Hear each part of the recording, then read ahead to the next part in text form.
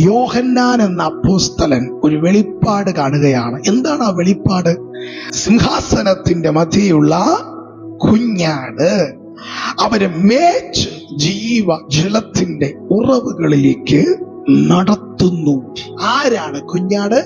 ആരാ ദൈവത്തിന്റെ കുഞ്ഞാട്? നമ്മുടെ കർത്താവായ യേശു ക്രിസ്തു അത്രേ. യേശു കർത്താവ് അവരെ എന്ന് വെച്ചാൽ നമ്മെ അവൻ മേച്ച് ജീവജലത്തിന്റെ ഉറവുകളിലേക്ക് നടത്തുകയും.